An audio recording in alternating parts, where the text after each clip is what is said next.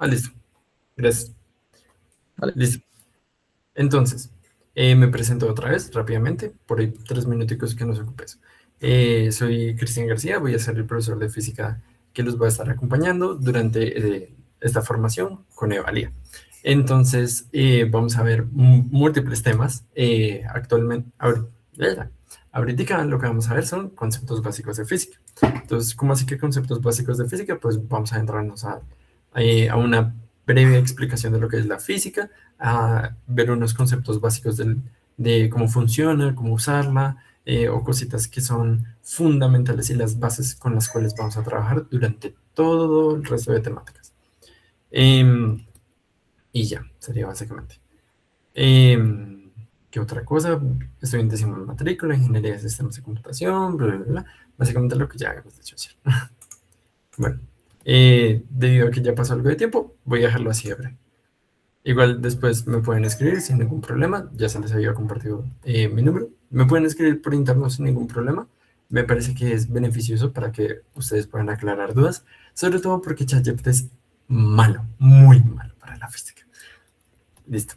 Entonces, iniciando con la temática, que es la física. Entonces, la física se puede definir como una ciencia que estudia sistemáticamente los fenómenos naturales. Entonces, la ciencia estudia la naturaleza, tratando de encontrar leyes básicas que los rigen. Utiliza las matemáticas como su lenguaje y combinando estudios teóricos con experimentales para obtener las leyes correctas. Entonces, se trata de estudiar con las bases sólidas de las matemáticas lo que es la naturaleza, intentar poder predecirla usando estas mismas matemáticas. Entonces, aunque yo sé que puede que haya varios que no les gustan las matemáticas, la física sí requiere de las matemáticas en su misma definición, haciendo modelos o haciendo experimentos que requieren de predicciones, y estas predicciones se hacen a partir de las matemáticas, y los modelos también a partir de las matemáticas. Pero, sin embargo, la física fundamentalmente, y lo que es más importante que las matemáticas en la física, es el estudio de la naturaleza. Entonces, la gracia es que a lo largo del curso, más allá de que se aprendan a rajatabla las ecuaciones, las equivalencias y todo eso, lo más importante va a ser que puedan imaginar y que puedan llegar a pensar los fenómenos y puedan a partir de ese pensamiento entender cómo pasaría. Si yo les digo que se imaginen una pelotita que está cayendo a lo largo de una rampa y les pregunto si va más rápido arriba o abajo de la rampa, ustedes puedan imaginarse la pelotita yendo cada vez más rápido a medida que va bajando la rampa. No necesitan de ecuaciones para eso, necesitan desde comprender la naturaleza. Listo, entonces, después de toda esa parafernalia, vamos a adentrarnos al concepto más básico que vamos a necesitar en la física, que son las magnitudes físicas. ¿Cómo se entiende esto? Una magnitud física simplemente es una cifra cuantitativa, entonces ya nos metemos con números, con la cual representamos una medida de una característica específica de un elemento que esté siendo descrito. Por ejemplo, una jarra que tiene 2 litros de jugo, hacemos referencia a la cantidad de jugo que tiene la jarra. Es sencillo, todos lo hemos manejado. Cuando vamos al mercado y decimos, me regala 2 libras de pechuga de pollo, cuando decimos, me regala 1 litro de aceite, me regala una gaseosa de litro, etcétera. Todo eso son magnitudes físicas, son simplemente características, y es describir algo de un objeto, y eso lo hacemos todo el tiempo. O sea, ahí sí lo aplicamos todos los días. Entonces, ¿qué podemos considerar magnitudes físicas? Por ejemplo, ahí podemos ver 2 litros de jugo, 4 hectáreas de campo, 0 kilómetros por hora, 2 por 10 a la 2 segundos o 3 giros. ¿Qué tiene todo esto en común? Pues que es una cantidad numérica, o sea, una cifra cuantitativa, y está acompañada por una unidad de medida. Luego vamos a ver bien qué son las unidades de medida. ¿Qué cosas no son unidades físicas? No son magnitudes físicas, perdón. 8, Newton, 8 más 7, muchos litros, o alegría. ¿Por qué? Porque estos son más bien conceptos o solo números, más no nos están diciendo una característica específica de algo, además de que no están siendo rigurosos. Por ejemplo, muchos litros no es una cifra cuantitativa, es una cifra cualitativa más bien. En fin. Y finalmente las magnitudes físicas deben de ser compuestas por un valor cuantitativo, el número, y una unidad de medida. Ya luego vemos mejor qué son las unidades de medida. Entonces, la combinación de estos dos nos permite tener de forma clara la característica que estamos intentando describir. Están invocando al profe Daniel.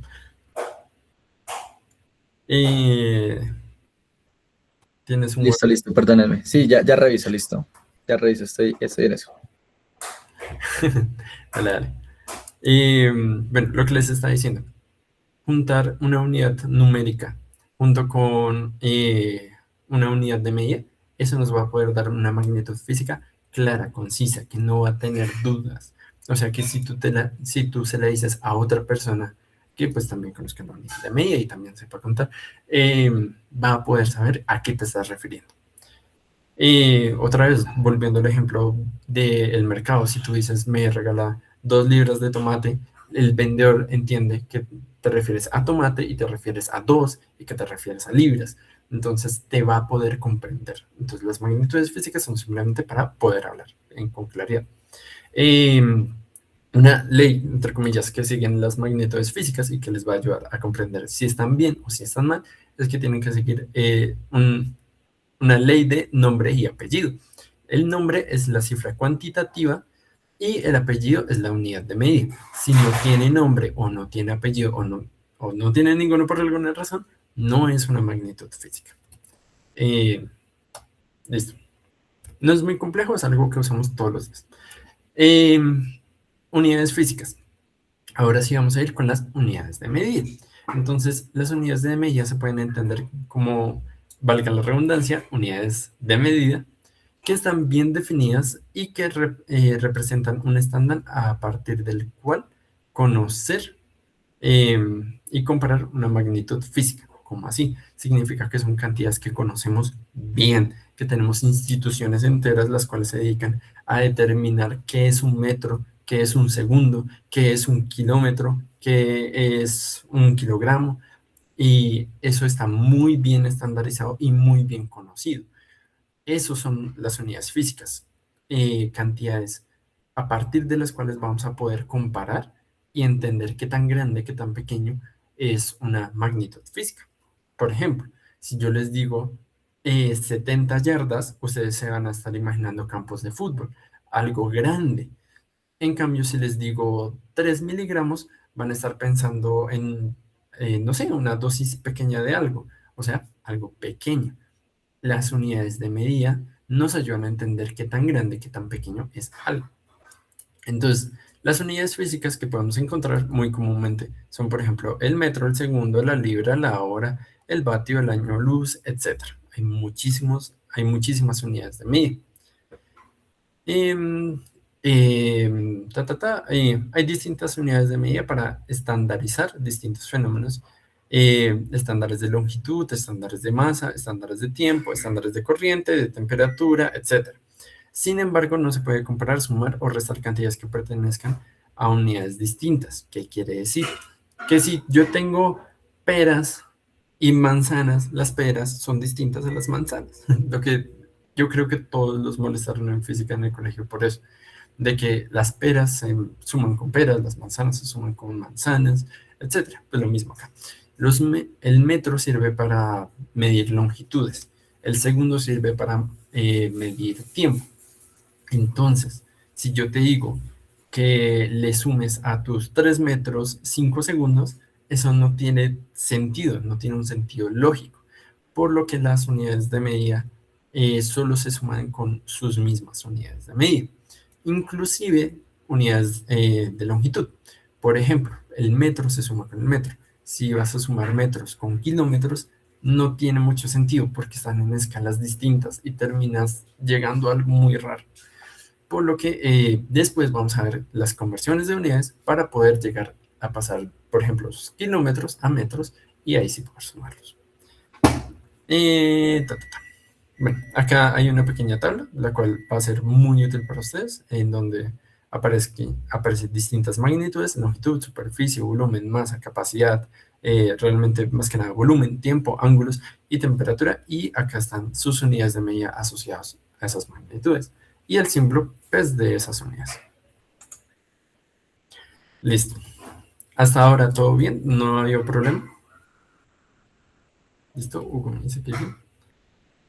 Sara me dice que listo. Entonces, los sistemas de unidades de medida. Entonces, lo que les había dicho, hay instituciones internacionales las cuales se encargan de estandarizar y de guardar muy bien estas unidades con las cuales vamos a comparar todo lo demás. Está el Sistema Internacional de Medidas y el Sistema Imperial de Medidas. El Sistema Imperial también se le conoce como Sistema Inglés o etcétera. Pero el que nos va a importar es el Sistema Internacional de Medidas. ¿Por qué? Porque es el que generalmente se usa en la mayoría de países. O sea, es el que se usa mucho, como más globalmente. Y el que le sigue sería el Sistema Imperial. Sin embargo, el sistema imperial más que nada se usa en Estados Unidos y en unos pocos otros países. Simplemente que pues la influencia que tiene Estados Unidos en el mundo es bastante grande y por eso el sistema imperial se sigue viendo en muchos lugares. Listo. Entonces, volviendo al sistema internacional de medidas, que es el que más nos va a importar y el que se usa en Colombia y el que normalmente se suele ver en la prensa nacional, esta consta de unidades como el metro, el kilogramo, el segundo, el kelvin, el amperio, el mol o los moles y la candela estándar como sus unidades básicas de medida. En cambio, el sistema imperial usa medidas como la yarda, el pie, la libra, etcétera, las cuales son unidades a las cuales no estamos tan familiarizados. Listo. Entonces, las unidades del Sistema Internacional de Medidas. Las unidades del Sistema Internacional las podemos dividir en dos categorías, las cuales son las unidades básicas, las cuales van a poder ver acá, y las unidades derivadas, que son las que van a poder ver acá. Las unidades básicas son las que ya les había mencionado: el metro, el kilogramo, el segundo, el kelvin, el amperio, la candela estándar y el mol. Estas unidades base son unidades las cuales están definidas por fenómenos físicos. Creo que actualmente todas ya están definidas por fenómenos físicos y no por estándares de ciertos objetos, como por ejemplo lo era hace poco el kilogramo, que era a partir de un objeto guardado en una bóveda, por ejemplo, pero creo que ya se redefinió hace unos cuantos años a un estándar ya físico. Listo, entonces todos estos son estándares que se tienen muy bien conocidos y que se resguardan bastante bien. Y a partir de ellos es que se crean todas las demás unidades de medida, que esas son las unidades derivadas.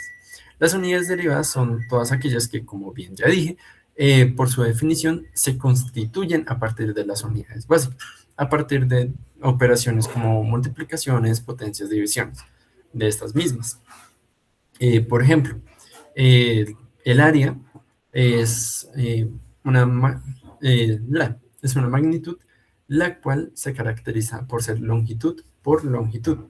Entonces es algo que se deriva de la longitud. El área se deriva de la longitud, por lo que es por lo que las unidades de área son unidades derivadas. Entonces, estas unidades de medida no se definen a partir de fenómenos concretos, sino a través de las operaciones de unidades básicas. Estas unidades de medidas las vamos a ver durante todo el curso. Son el newton, el joule, el metro cuadrado, el metro cúbico, metros por segundo, pascal, coulomb, etcétera, etcétera, etcétera. Listo.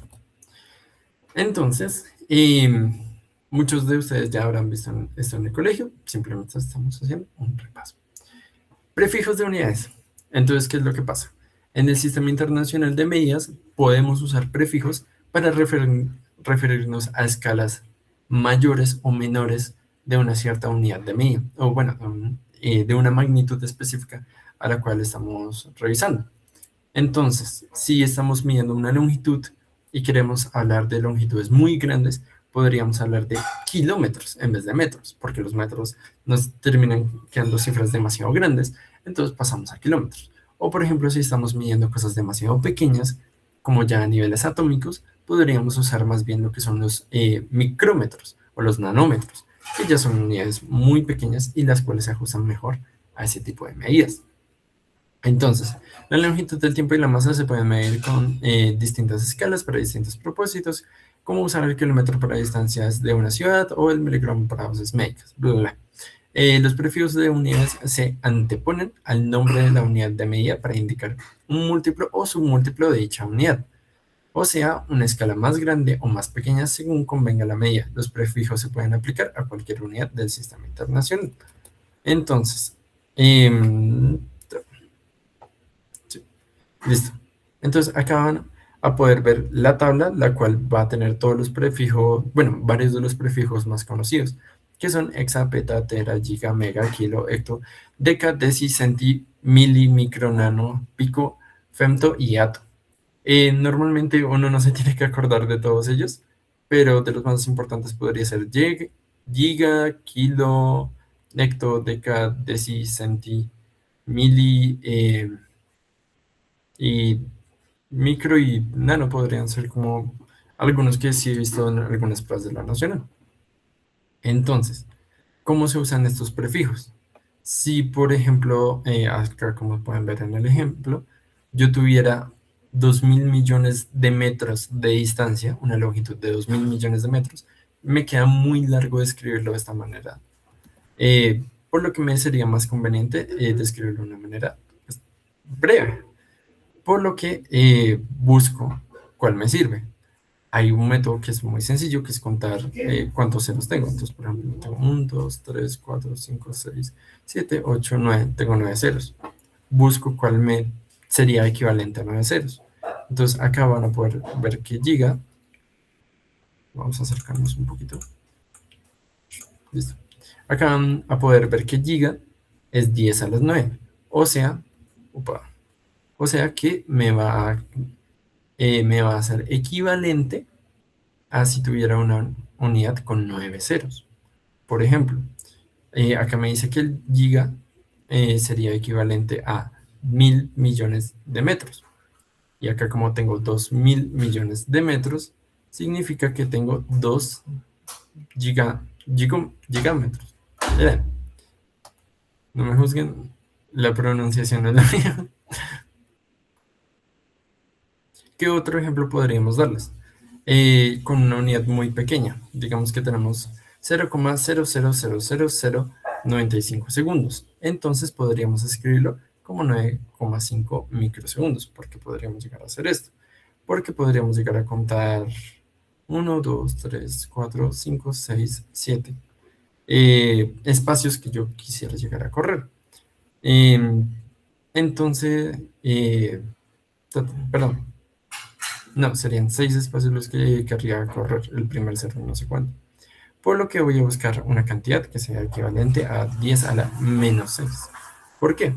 Porque un microsegundo sería equivalente a 0,0000001 segundos. Por lo que al final estos 0,0000095 segundos es equivalente a 9,5 microsegundos. En general funciona así, yo sé que muchos lo habrán visto en el colegio.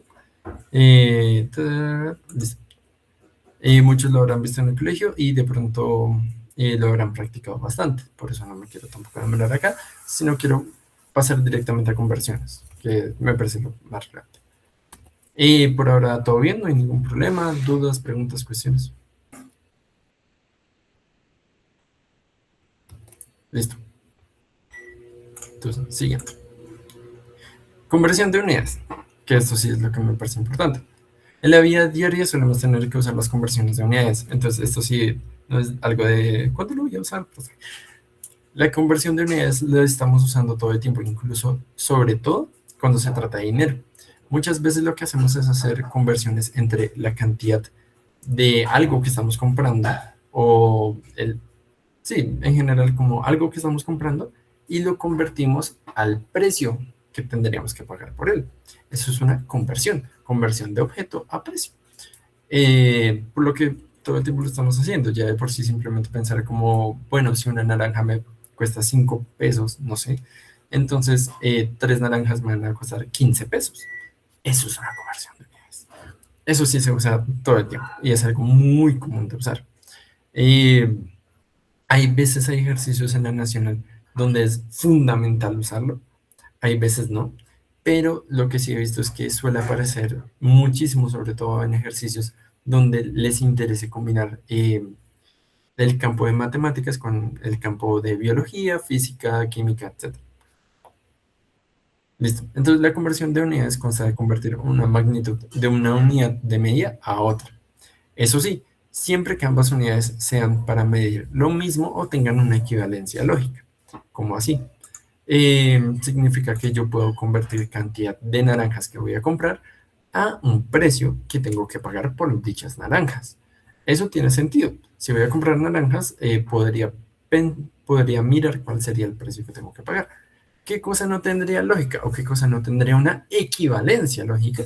Sería, por ejemplo, no sé, la cantidad de harina que voy a pagar y la nota que voy a sacar en el examen de Lona. No tiene sentido. ¿Qué tipo de equivalencia tendría ahí? No tendría sentido que entre más harina compro, entonces mejor nota o peor nota, o no hay una equivalencia entre ellos dos. Entonces, algo importante en la conversión de unidades es que tenga lógica. Por ejemplo, acá vemos una conversión de metros sobre segundo, que es una velocidad, a pies sobre minuto, lo cual sigue siendo una velocidad. Entonces se puede hacer conversión de unidades porque sigue manteniendo una lógica. ¿Y qué otras lógicas existen? Por ejemplo, la que hemos tratado todo el rato, que es entre cantidad de un objeto y el precio que éste podría llegar a tener.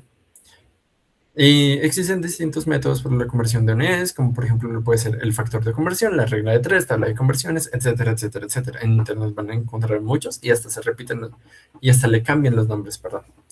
Pero para propósitos prácticos de este curso vamos a ver conversión de unidades por factor de conversión y luego vamos a ver conversión de unidades compuesta. Listo, entonces, factor de conversión. ¿Qué son los factores de conversión o qué es el método de factores de conversión?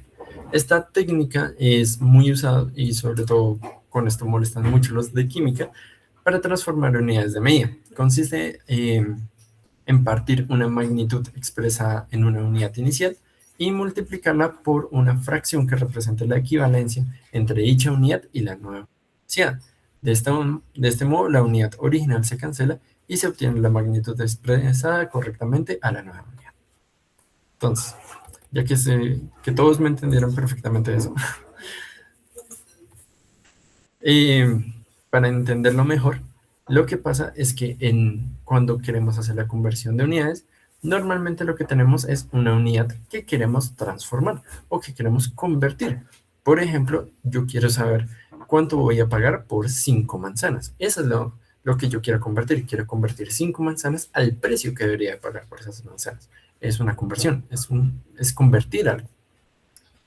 Y para eso, como me dice la definición, voy a multiplicarlo por una fracción, que es esta fracción que pueden ver acá, que representa la equivalencia entre la unidad que quiero convertir y la unidad resultante o el resultado que yo quiero obtener.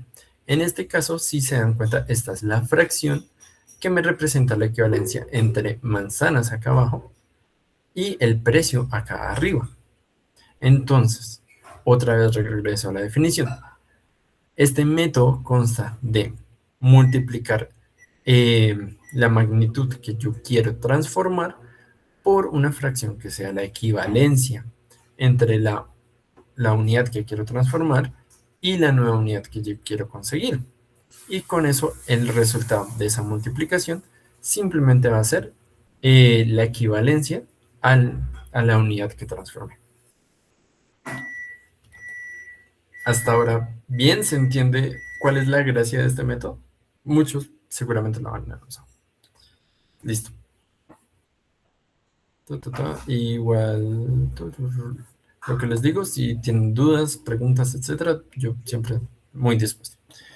Bueno, entonces, siguiendo el mismo ejemplo que tengo acá, me dicen que yo quiero comprar 5 manzanas y que cada manzana cuesta 2.100 pesos. Entonces, ¿qué es lo que hago? Multiplico las 5 manzanas por la equivalencia, que 2.100 pesos equivale a una manzana. Por lo que manzanas con manzanas se cancelan Y me va a quedar 5 por 2100, lo cual me va a dar 10.500. Sencillo. Otro ejemplo es que en una caja caben 30 kilos de harina y se piden 240 kilos de harina para una panadería. ¿Cuántas cajas de harina debería comprar? Listo. Entonces, ¿qué voy a hacer? Voy a analizar cuál es qué es lo que yo quiero transformar y cuál es la equivalencia lógica que me da el ejercicio. Primero, me dicen, en una caja caben 30 kilos. Estoy relacionando una cantidad con otra. Entonces, esta es mi equivalencia. Mientras que me dicen que se piden 240 kilos de harina para una panadería. ¿Cuántas cajas de harina debería comprar? Estos 240 kilos son lo que yo tengo suelto o lo que no se me está comparando con algo específicamente. Por lo que esta es la cantidad a transformar. Entonces, pongo la cantidad a transformar, que son los 240 kilos, y lo multiplico por la equivalencia, que es una caja sobre los 30 kilogramos, que pueden ver acá, que esta es la equivalencia. Voy a borrar esto. Entonces, 240 kilogramos por una caja sobre 30 kilogramos, kilogramos con kilogramos se cancela, y eso me va a quedar 240 dividido 30, lo cual me va a dar 8. Y como las cajas se mantuvieron, me va a dar que son 8 cajas. Por lo que necesitaría comprar 8 cajas de harina. Factores de conversión es un método de conversión de unidades rápido y práctico. Sin embargo, no se puede usar con toda unidad de medida. Por ejemplo, no funciona para convertir Celsius a Kelvin. Eso es algo muy importante que deben de tener en cuenta. Hay ciertas unidades de medida que tienen unas reglas muy especiales para hacer ciertas conversiones. Listo. ¿Qué otra cosa podría llegar a decirles? Como por ejemplo, si yo quisiera pasar de metros a kilómetros y digamos que yo quiero pasar 5 metros a kilómetros. Entonces podría tener simplemente 5 metros y una equivalencia que yo ya conozca, que sería que cada metro equivale a 1000 kilómetros. Entonces un metro equivale a 1000 kilómetros. Por lo que al final eso me terminaría dando 5 por 1000 dividido 1. Metro con metro se va, eso me daría simplemente 5. Ah, no, perdón. Perdón, estaba cometiendo un error fatal. 5 metros y 1 kilómetro equivale a 1000 metros. Qué error tan garrafal. Y simplemente metro con metro se va y me quedaría 5 por 1 dividido 1000. Entonces eso van a ser 0,005 kilómetros. Epa.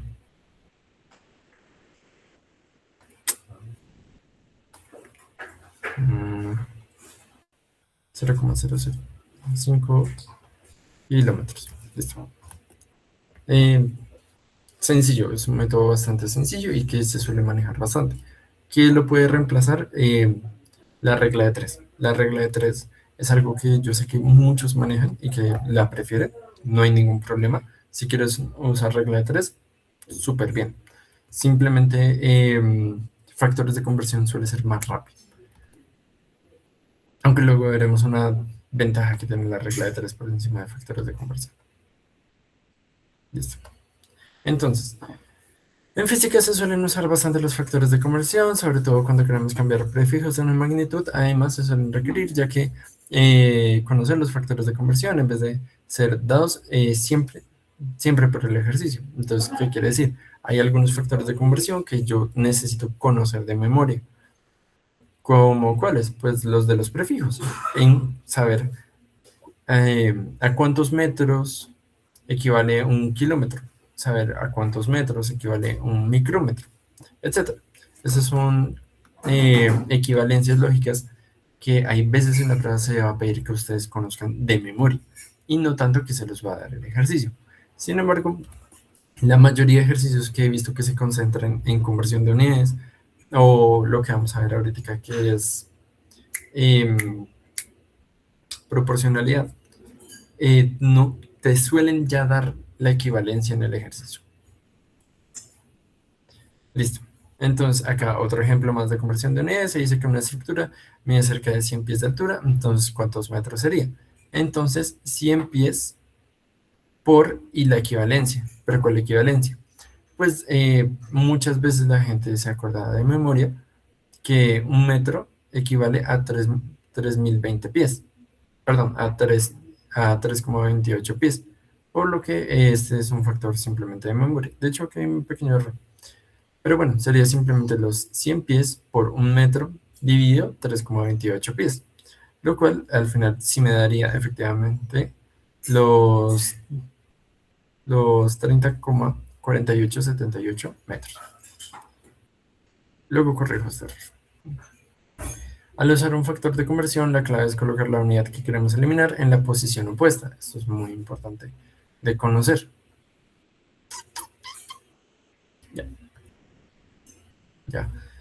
Entonces, si se dan cuenta, yo siempre tengo acá la cantidad que yo quiero convertir y siempre voy a tener en la posición contraria a la unidad que quiero cancelar, pues esa misma unidad que quiero cancelar. Me enredé ahí un poco en la explicación. Pero básicamente si quiero deshacerme de esto que son pies, entonces voy a poner abajo en la división pies. Entonces pies con pies se cancelan y con eso me voy a quedar con metros. ¿En qué otros casos queda algo distinto? En este ejemplo podemos ver que un automóvil está conduciendo en una carretera a 150 kilómetros por hora. ¿A cuánto equivaldría en kilómetros sobre segundo? Acá, ¿qué es lo que pasa? De lo que me quiero deshacer es de estas horas, pero las horas las tengo es en el denominador. Por lo que para cancelarlo voy a necesitar que las horas que me quiero deshacer en la equivalencia lógica queden es arriba, ya que en la unidad original, perdón, en la magnitud original están abajo. Simplemente mantener lo contrario para poder cancelar unidades. Con eso horas con horas se van, se quedan segundos y así me queda en kilómetros sobre segundo.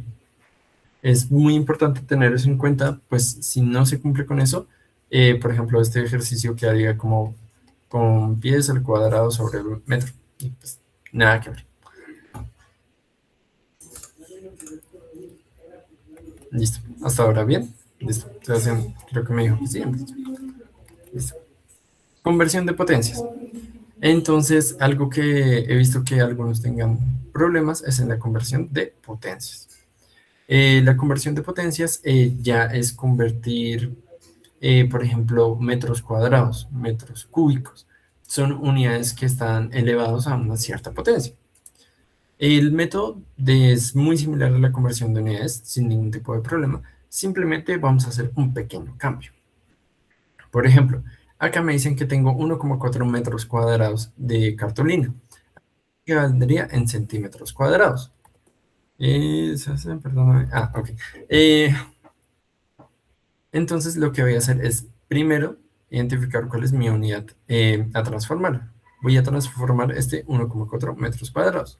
No me dicen cuál es el factor, cuál es la equivalencia lógica que voy a usar. Entonces esta me la tengo que saber de memoria. ¿Qué es lo que sí me acuerdo? Que 100 centímetros equivale a un metro. Por lo que puedo usar esa equivalencia. Pero ¿qué es lo malo? Yo tengo son metros cuadrados y lo quiero pasar a centímetros cuadrados, no metros a simplemente centímetros. Por lo que voy a hacer es usar esta equivalencia de centímetros y metros y elevarla al cuadrado. Mantengo esa fracción, esa equivalencia, como si fuera una normal, de que 100 centímetros equivale a un metro y la elevo al cuadrado. Ya simplemente, que es este cuadrado que pueden ver acá. Simplemente con hacer eso es suficiente para seguir con la conversión de unidades y me va a quedar efectivamente esa conversión ya en centímetros cuadrados.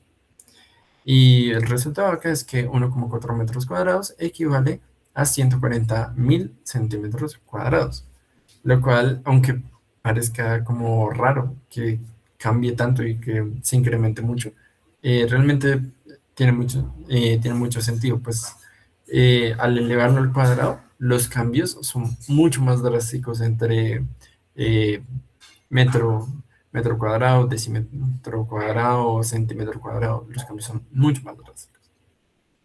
En fin, que me voy. Otro ejemplo, una piscina olímpica tiene 2.500 metros cúbicos de agua. Acá ya me están dando la unidad que quiero transformar. ¿Cuántos decámetros cúbicos sería de agua? Entonces me tengo que acordar de la equivalencia entre metro y decámetro. Muchas veces lo van a encontrar como DAM o como con otras referencias, pero en general es decámetro. Entonces tengo mi cantidad original, que son 2,5 metros cúbicos de agua que tiene la piscina, y lo quiero pasar, metros cúbicos, lo quiero pasar a decámetros cúbicos, por lo que acá voy a poner la equivalencia entre metros y decámetros, que es simplemente que un decámetro van a ser 10 metros. Y lo elevo al cubo, para que me queden decámetros cúbicos y metros cúbicos. Así, simplemente haciendo esta operación, me va a quedar que esos 2.500 metros cúbicos de agua equivale a 2,5 decámetros cúbicos de agua. Sencillo. O sea, simplemente cuando tengan unidades al cuadrado, pues eleven el factor de conversión al cuadrado. Cuando tengan unidades al cubo, eleven el factor de conversión al cubo. Eso sí, tengan cuidado. Si ya la unidad dentro del factor de conversión tiene 1 al cuadrado o al cubo, puede que esto no les vaya a salir muy bien. Entonces siempre van a tener que hacerse un muy buen análisis de la lógica que se está usando para dicha conversión. Listo. 2 y 53. No, vamos bien. Conversión de unidades compuesta. Entonces, esta realmente no tiene mucho misterio. Es algo que seguramente muchos ya habrán visto y ya con el concepto de conversión de unidades se entiende muy fácilmente. Entonces, esto consta de hacer múltiples factores de conversión en cadena, o sea, hacer múltiples multiplicaciones, ya no solo unidad original y equivalencia, sino ahora es unidad original, una equivalencia, una segunda equivalencia, resultado, o segunda, tercera, cuarta equivalencia, no importa, es la cantidad de conversiones que se necesitan hacer. Entonces, esto es muy útil cuando se debe hacer conversiones de más de una unidad de medida o cuando se necesita hacer más de una relación de equivalencia. Como por ejemplo, si no te acuerdas cuál es la equivalencia entre centímetro y decámetro, entonces lo que haces es pasar de centímetro, porque eso sí te acuerdas, y luego de metro a decámetro, porque es más fácil acordarse de esos y de pronto hacer una cadena de conversión de unidades, que hay veces solo forzar una única conversión de unidades. Entonces, por ejemplo, un campo de fútbol mide 0,12 kilómetros de largo. Acá simplemente nos están dando una unidad, entonces la equivalencia nos la tenemos que saber de memoria. ¿Cuál sería su longitud en yardas? Listo. Entonces, ¿qué es lo que pasa? Yo me acuerdo de que una yarda es 0,9144 metros, pero como la medida que nos la están dando es en kilómetros, primero tengo que pasar esos kilómetros a metros. Entonces, ¿qué es lo que voy a terminar haciendo? Tengo mi unidad de kilómetros y esa la voy a pasar a metros. Y luego esa unidad de metros la voy a pasar a yardas, que es el objetivo final que quiero. Entonces voy a pasar de kilómetros a yardas. Entonces, acá tengo la unidad original que está en kilómetros. Con este factor de conversión, lo que voy a hacer es cancelar kilómetros con kilómetros y dejarla en metros. Y con este segundo factor de conversión, voy a cancelar metros con metros y lo voy a poder pasar a yardas. Entonces, hago dos factores de conversión para poder pasar de kilómetros a yardas. Al final serían los 0,12 kilómetros por los 1000 metros dividido 1 kilómetro por una yarda dividido 0,9144 metros. Lo cual nos daría 131,2336 yardas de longitud. Listo. Por ejemplo, ahí lo que hice es que no me acuerdo de la equivalencia entre kilómetro y yarda. Entonces primero paso a metro y luego a yarda. Pero en este ejemplo sí nos piden hacer dos factores de conversión porque vamos a convertir dos unidades. Nos dicen que un tren conduce a 200 kilómetros por hora. Entonces, ¿cuál es su velocidad en metros sobre segundo? Lo que vamos a ver es que una magnitud inicial de 200 kilómetros por hora es lo que tenemos. Entonces acá tengo mi magnitud inicial. ¿Y qué es lo que me piden? Me piden hacer una conversión de kilómetros a metros, pero después, por aparte, me piden hacer una conversión de horas a segundos. Entonces voy a hacer dos factores de conversión, acá como pueden ver. Borrador. Listo. Con esta primera, con este primer factor de conversión, lo que estoy haciendo es pasar estos kilómetros de arriba a metros. Entonces, kilómetro con kilómetro me quedan metros. Entonces, acá estoy haciendo eso, de kilómetro a metro. Y con este segundo factor de conversión, lo que estoy haciendo es pasar esas horas a segundos. ¿Cómo? Cancelando horas con horas y quedándome segundos. Acuérdense, y esto es importante, que una hora equivale a 3.600 segundos. ¿Por qué? Porque una hora consta de 60 minutos y cada minuto consta de 60 segundos, por lo que sería 60 por 60, que sería 3.600 segundos en una hora. Listo, entonces tendría 200 por 1000 metros dividido 3.600 segundos, lo cual al final me va a dar 55,56 metros sobre segundo. Es muy normal que cuando pasen de kilómetros por hora a metros sobre segundo se reduzca. De hecho, es lo que debería de pasar generalmente. Listo. Hasta ahí, dudas, preguntas, cuestiones, amenazas. Dime, Juan Sebastián. Perdón. Gracias. Al terminar la anterior diapositiva, se me dijo algo de que había que tener cuidado con algo. No la capté. A veces algo que les pasa, pero no he visto que sea tan común, es que, por ejemplo, tienen acá 2.500 metros cúbicos y lo que hacen es multiplicarlo por una equivalencia de que un decámetro equivale a 10 metros, por ejemplo, perdón, lo que hacen es poner que un decámetro cúbico, acá directamente cúbico, equivale a 100, perdón, a 1000 metros cúbicos. Sé que está un poquito feo, pero se entiende. Entonces aquí ya tienen la equivalencia al cubo, ya lo tienen hecho. Pero luego, visto que luego eso mismo que ya tienen al cubo, vuelven y lo elevan al cubo. Y eso va a hacer que les dé un error. Entonces tengan cuidado con eso. Tengan cuidado de que si ya lo tienen al cubo, no lo eleven al cubo. Si no lo tienen elevado al cubo, pues ahí sí elevenlo al cubo. Ya, gracias. Listo. Listo. Entonces ahora vamos a pasar con un tema que me parece muy relevante y que sí ha aparecido fuertemente en algunas pruebas de la nacional, que es la proporcionalidad. ¿Qué es la proporcionalidad? Describe una relación constante entre dos magnitudes. Cuando una magnitud cambia, la otra cambia de manera predecible según un factor constante llamado constante de proporcionalidad. ¿Cómo así? Significa que tenemos dos unidades que están relacionadas, que si una aumenta, la otra tiene que aumentar sí o sí. O sea, no pasa que una cambia y la otra se queda quietica. No. Cuando una cambia, la otra cambia. Por ejemplo, cuando sube el precio de la gasolina y de la nada le están cobrando a uno más, no sé, no nos pongamos tan políticos, le cobran a uno más por lo que son los pedidos. Pues tiene sentido. Como aumenta la gasolina, aumenta también el precio de los pedidos. ¿Qué otra cosa podría llegar a tener sentido en eso? En construcciones, si yo tengo un cierto personal y tardan una cierta cantidad de tiempo, probablemente si contrato más personal, tarden menos tiempo, idealmente. Eso se trata de la proporcionalidad, dos cantidades que tienen una relación en aumentar y disminuir sí o sí. Entonces, la proporcionalidad, vamos a ver dos tipos de proporcionalidad, directamente proporcional e inversamente proporcional. Entonces, cantidades directamente proporcionales. Dos cantidades directamente proporcionales significa de que si una varía, la otra varía en la misma razón. ¿Cómo así?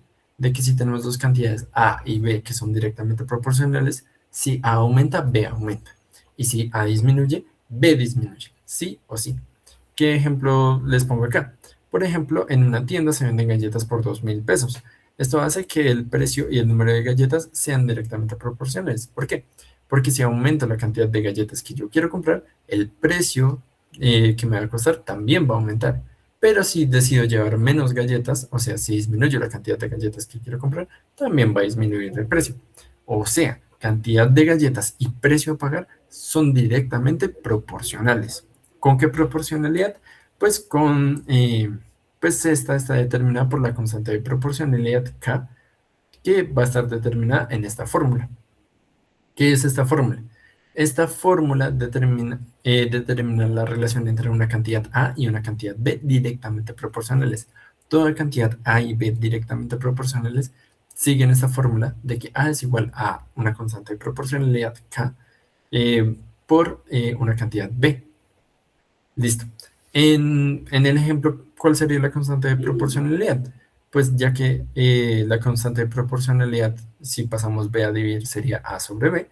Entonces podríamos decir que la constante de proporcionalidad es el precio de las galletas sobre el número de galletas. Entonces acá podemos ver que 3 galletas nos costarían 6.000 pesos, por lo que sería 6.000 pesos sobre 3 galletas, por lo que la constante de proporcionalidad sería 2.000 pesos sobre galleta. Si se dan cuenta, esto tiene que ver mucho con los factores de conversión, porque la constante de proporcionalidad es esa conversión entre las dos unidades que están directamente proporcionales. Con la constante de proporcionalidad podríamos calcular, por ejemplo, el precio que tendrían 11 galletas.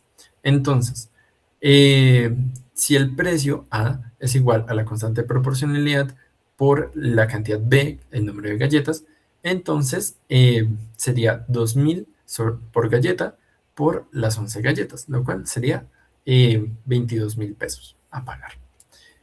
Si se dan cuenta, esto sigue la misma lógica de lo que son factores de conversión y la regla de 3. Si quieren, pueden usar la regla de 3 muy fácilmente para lo que son cantidades directamente proporcionales. Es muy útil, un poco largo, pero es muy útil.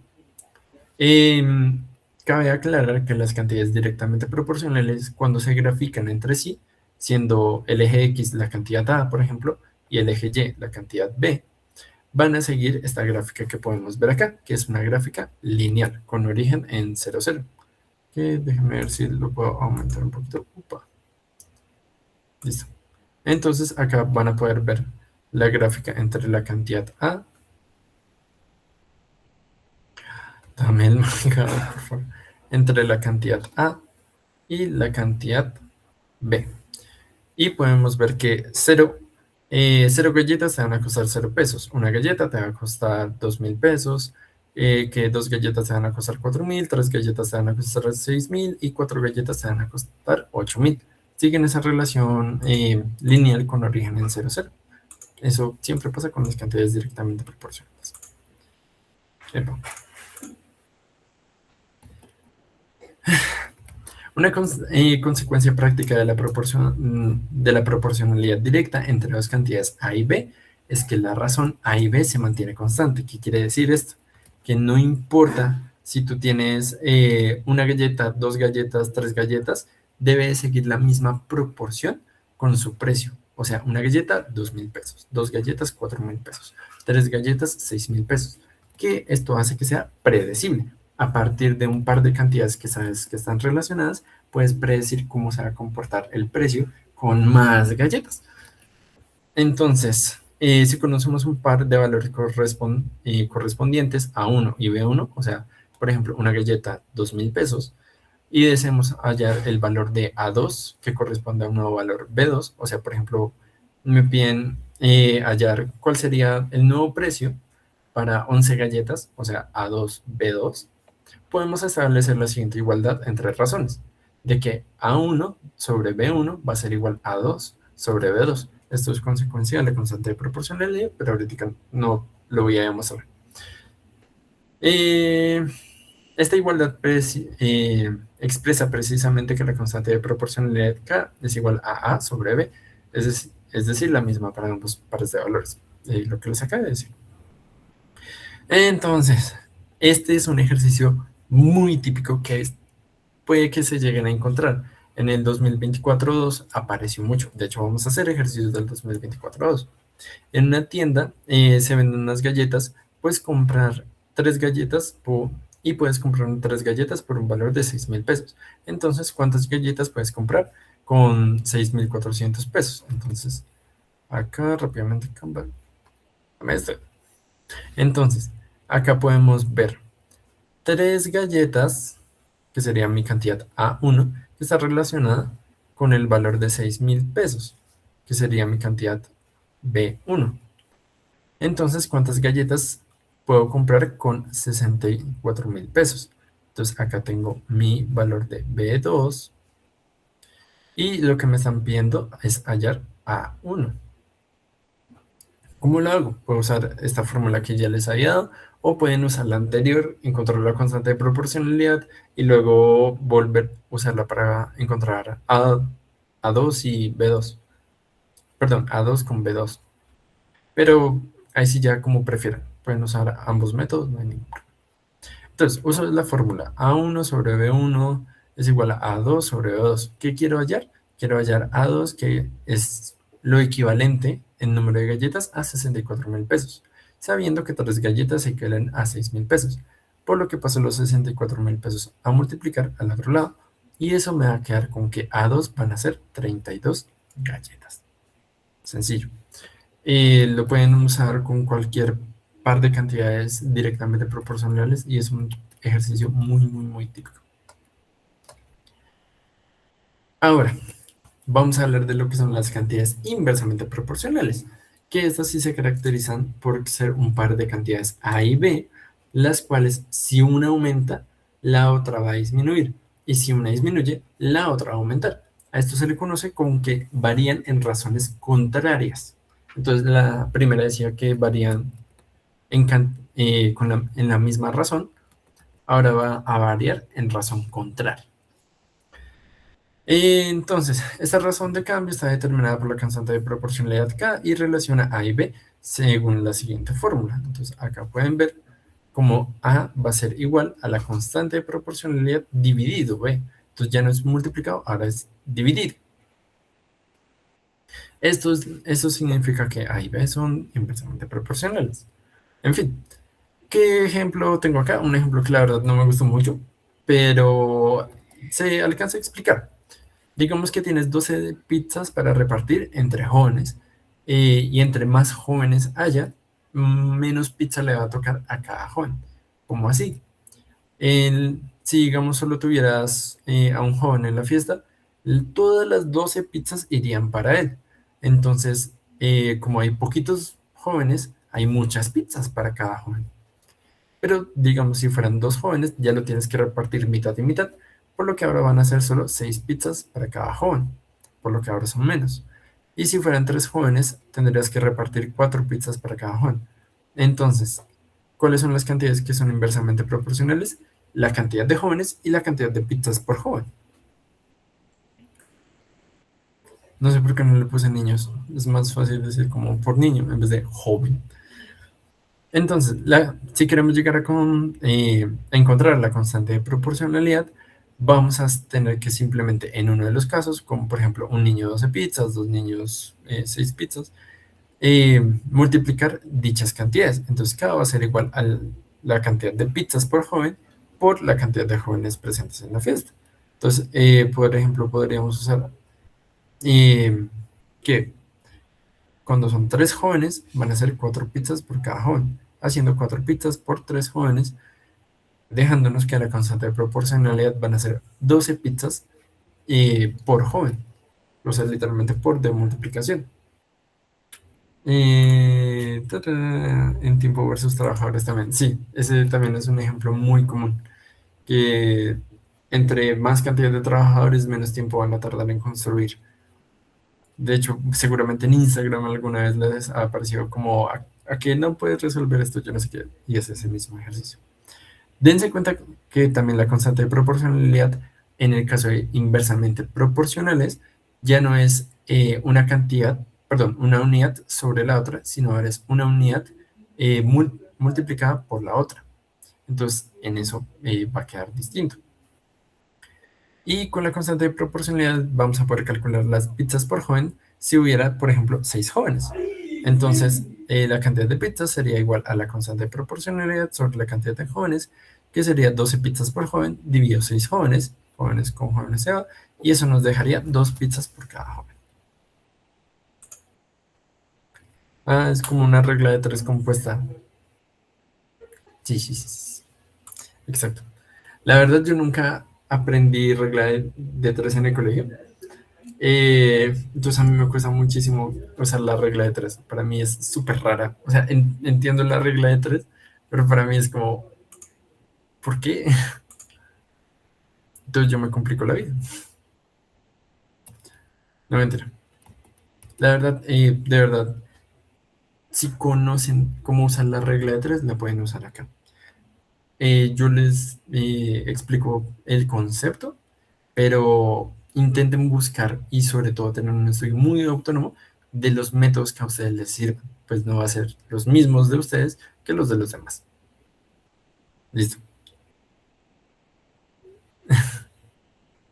Una consecuencia de la anterior fórmula que relaciona A y B al ser cantidades inversamente proporcionales va a ser una relación hiperbólica, como así. Va a significar que A y B siguen esta gráfica que podemos ver acá, donde la cantidad A y la cantidad B se relacionan así, siendo que, por ejemplo, acá podría ver que, por ejemplo, si tengo un solo joven, él tendría 12 pizzas. Si tuviera dos jóvenes, se repartirían de a 6 pizzas.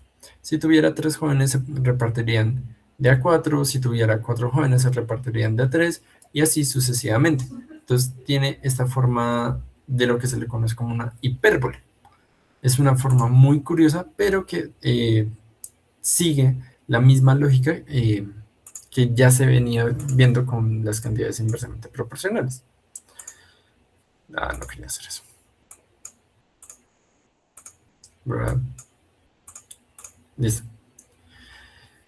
Una consecuencia práctica de la proporcionalidad inversa entre las cantidades A y B es que el producto A por B se mantiene constante. Lo mismo, la constante de proporcionalidad es constante, valga la redundancia. Esto nos permite calcular un valor desconocido a partir de valores conocidos. Lo mismo que habíamos visto antes. Te van a dar dos valores que conoces, A1 y B1, y a partir de un valor B2 te van a pedir encontrar un valor A2. Entonces, acá nos dicen, en una fiesta hay un número limitado de pizzas que se reparten en partes iguales entre todos los jóvenes. Si solo hubiera 2 jóvenes, cada uno recibiría 6 pizzas. Entonces, acá ya tengo mi A1 y mi B1. Nos dan, bueno, ¿cuántos jóvenes habría si cada uno recibiera de a 3 pizzas? Entonces, este va a ser mi valor B2. ¿Qué es lo que me piden hallar? Me piden hallar el valor de A1. Entonces simplemente voy a hacer eso. Puedo usar esta fórmula de acá, o otra vez lo que les digo, pueden usar la fórmula que ya habíamos visto acá, que es esta de acá, para encontrar la constante de proporcionalidad, y con la constante de proporcionalidad hallar la equivalencia de 3 pizzas a cantidad de jóvenes. Pero pues ya depende de lo que ustedes prefieren. Entonces acá tengo la fórmula, reemplazo los valores que conozco, despejo el que no conozco, que es A2, y simplemente resuelvo. 2 jóvenes por 6 pizzas dividido 3 pizzas me va a dar 4 jóvenes, y tiene sentido. 4 jóvenes requeriría que se les reparta de a 3 pizzas por cada. Listo. Hasta ahí todo bien, entendido, sin ningún problema. Listo. Listo. Proporcionalidad. Muchas veces nos encontraremos con ejercicios donde se espera que usemos la proporcionalidad para hallar los valores determinados. Lo que les estaba diciendo, muchas veces les van a dar un valor A1 y B1 que están relacionados, y con un valor B2 les van a pedir hallar un valor A2 relacionado. Por ejemplo, acá, el tiempo que demora un auto en llegar a su destino es inversamente proporcional, listo, identifico cuál es la proporcionalidad, a su velocidad. Si un auto tarda 360 minutos yendo a 5 km por hora, ¿cuánto va a tardar si va a 12 km por hora? Entonces acá me están dando A1, B1, B2, y tengo que hallar A2. Entonces simplemente hallo A2 con cualquiera de los dos métodos que yo quiera y encuentro que son 150 minutos. Listo. Otro ejemplo, la población, bueno, ese es un ejemplo muy común. el tiempo y la velocidad suelen ser inversamente proporcionales en muchos ejemplos de física. La población animal de un bosque es directamente proporcional al cuadrado del ancho del bosque. Si se estima que hay una población de 840 animales cuando el bosque tenía un ancho de 2 kilómetros, ¿cuál sería la proporción estimada ahora que el bosque tiene un ancho de 1.1 kilómetros?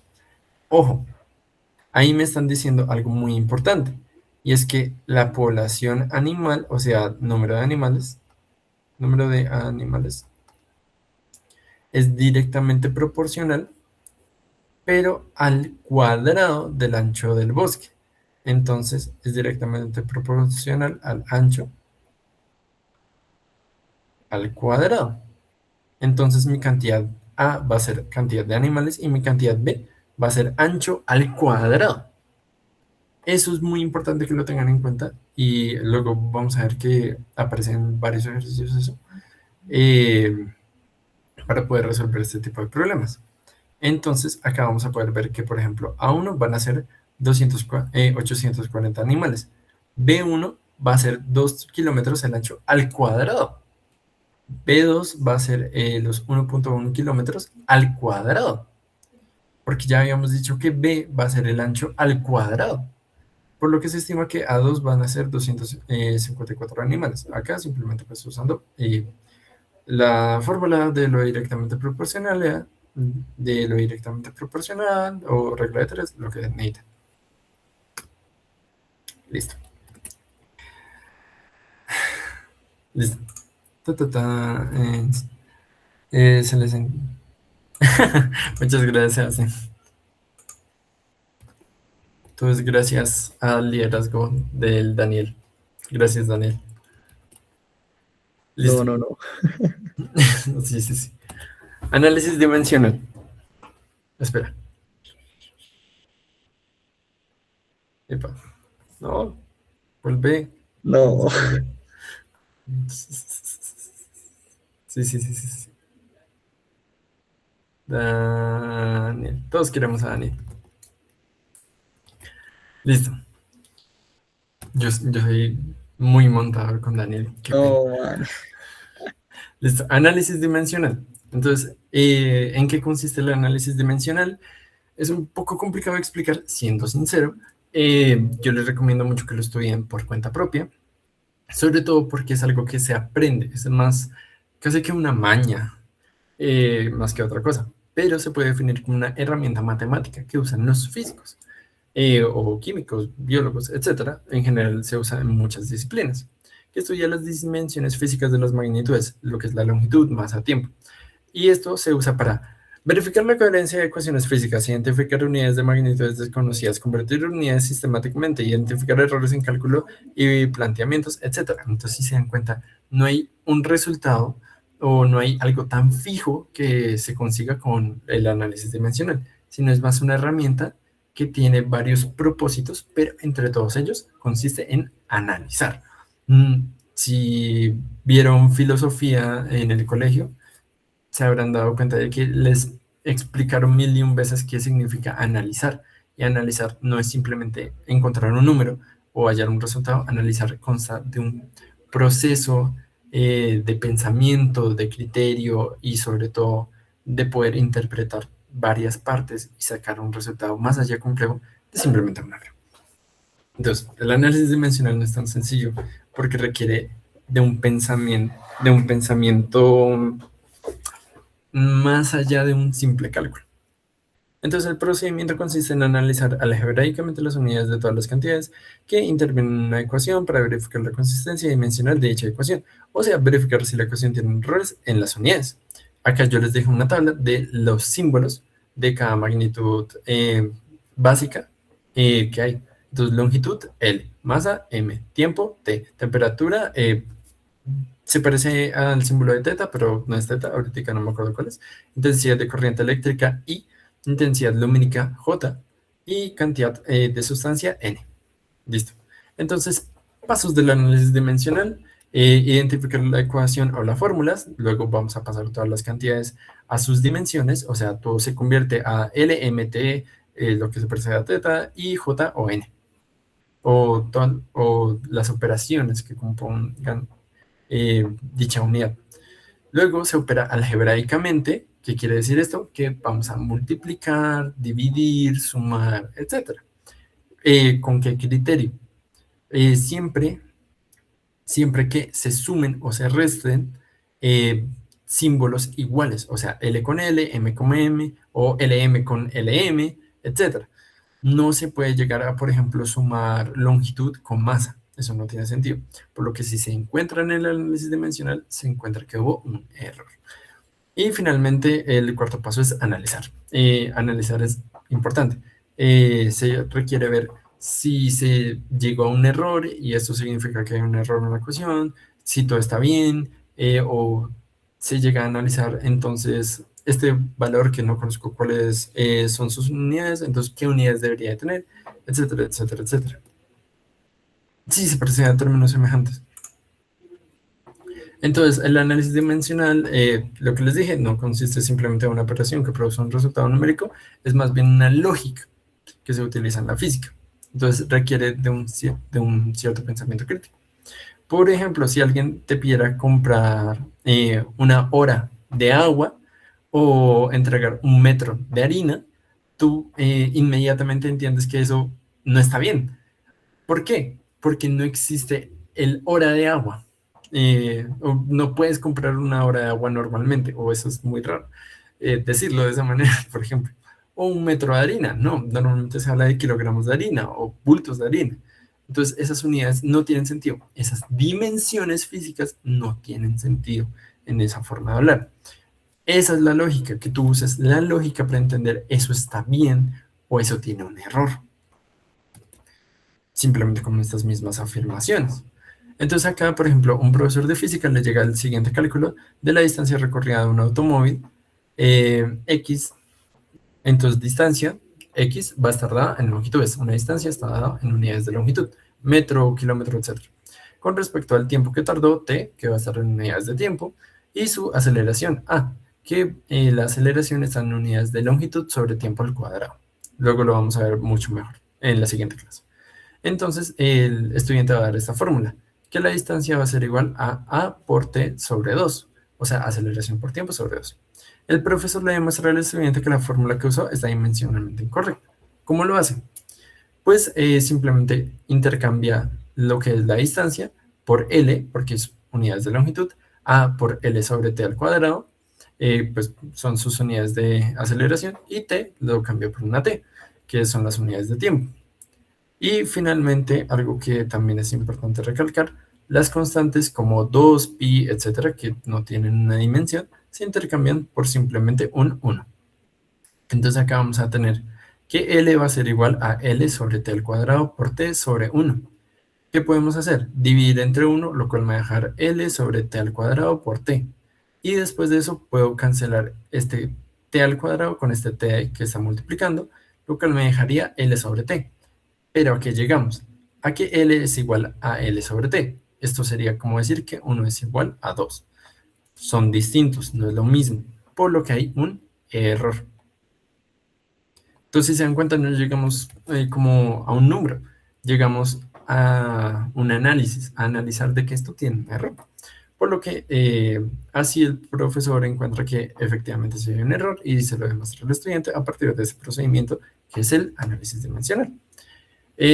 Acá hay otro ejemplo en donde vamos a tener una fórmula y nos dan una fuerza, la gravedad y el radio de una figura que tiene unidades de fuerza, ml sobre t al cuadrado, gravedad que va, bueno, lo voy a decir mejor, la fuerza es masa por longitud sobre tiempo al cuadrado, gravedad que es una aceleración, es longitud sobre tiempo al cuadrado, y el radio de una figura que es longitud.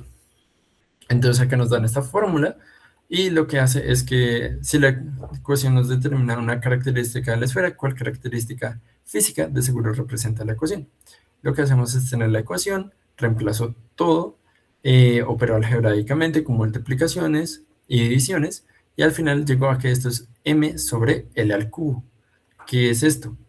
Esto es las dimensiones que normalmente se usa para una característica física conocida como densidad, que es masa sobre volumen, por lo que seguramente se refiere a la densidad de la esfera.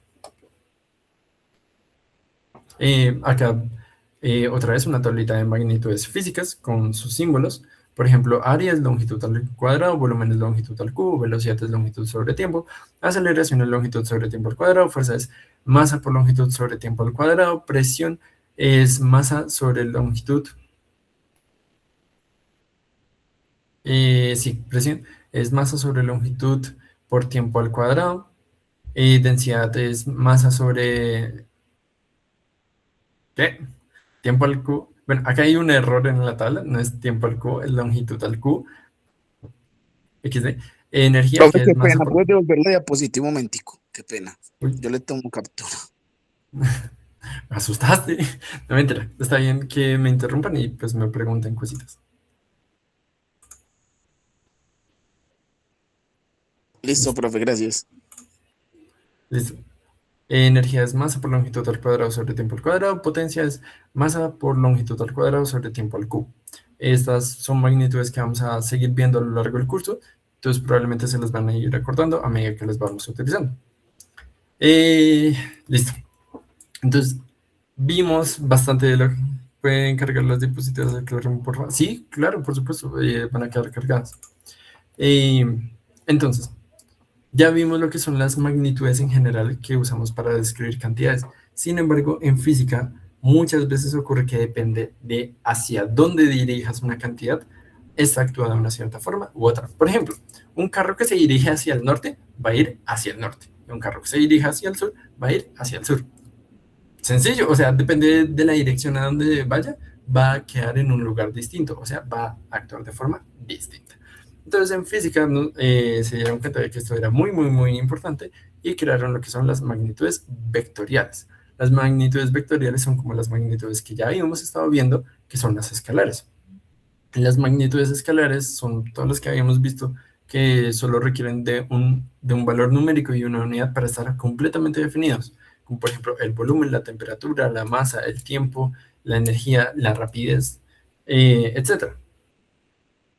Sin embargo, las cantidades o las magnitudes que sí necesitan también de una dirección para poder usarse o para estar completamente definidas, van a ser las magnitudes vectoriales. Realmente se define que requieren de una dirección y sentido, pero hay veces puede ser un poquito complejo entender esto de dirección y sentido. Ahorita se los intento explicar, pero entiendan que simplemente necesitamos saber también hacia dónde apunta. Entonces, magnitudes vectoriales pueden ser, por ejemplo, la velocidad, el desplazamiento, la aceleración, la fuerza, etc. Porque, por ejemplo, no es lo mismo empujar hacia la derecha que empujar hacia la izquierda. No es lo mismo aplicar una fuerza hacia la derecha que una fuerza hacia la izquierda. Listo. Entonces, los vectores se representan como flechas, pues estas nos permiten mostrar casi todas las características relevantes de un vector. ¿Cuáles son las características relevantes de un vector? El módulo, que es el valor numérico del vector. Por ejemplo, cuando decimos que va a 5 metros sobre segundo, sería 5 metros sobre segundo, o acá podemos ver un desplazamiento, que es un vector, luego lo veremos mejor, un desplazamiento de 5 metros. Ese va a ser su valor numérico. Vamos a tener también su dirección, que indica la orientación del vector en el espacio. Entonces, indica como el ángulo respecto al eje de referencia. Suele ser así. Realmente hay varias definiciones para lo que es la dirección, pero podríamos entenderlo simplemente como eso. Como por ejemplo, acá en este ejemplo podemos ver que su dirección va a ser 90 grados sobre la horizontal, o en este caso del vector B va a ser 60 grados sobre la horizontal. El sentido indica hacia dónde apunta el vector dentro de su dirección. Entonces, la dirección solo nos dice como el ángulo o la inclinación que tendría el vector, pero no nos dice si está yendo hacia arriba o hacia abajo. Porque, por ejemplo, digamos, con esta inclinación podría estar apuntando 60 grados hacia el norte o tener una inclinación de 60 grados, pero estar apuntando hacia el sur. Entonces, a eso se refiere con sentido, aunque muchas veces no lo van a ver en la definición del vector. Sí, es su implementación donde apunta la flecha. Y finalmente el punto de aplicación es el lugar exacto donde actúa el vector, o sea, donde se está aplicando esa fuerza, torque, velocidad, etc. Bueno, realmente para la velocidad no tiene tanto sentido, pero listo. Entonces hay muchas formas de describir los vectores. A lo largo que damos ejercicios se van a dar cuenta de esto. Pero acá van a poder ver dos ejemplos. Acá podemos ver un vector A que apunta hacia arriba y nos dicen que es un desplazamiento de 5 metros. Entonces, como apunta hacia arriba, tiene un ángulo de 90 grados y su sentido es hacia arriba. También este vector B, que tiene un ángulo de 60 grados, nos dicen que es de 10 metros, un desplazamiento de 10 metros, y su sentido es como noreste. Listo. Descripción de los vectores. Los vectores... me estoy cansando. No, mentira. Simplemente esta diapositiva yo creo que va a ser de las más largas porque lo que uno necesita para las bases de la física es bastante. Pero se los prometo, lo van a volver a ver y ver y ver a lo largo de todo lo que vamos yendo en el curso. Entonces, ¿cómo se puede describir un vector? Lo que les había dicho, hay muchas formas de describirlo. Sin embargo, comúnmente en física se usan dos descripciones muy comunes, que es con el módulo y el ángulo, y con sus componentes horizontal y vertical, o en X y Y.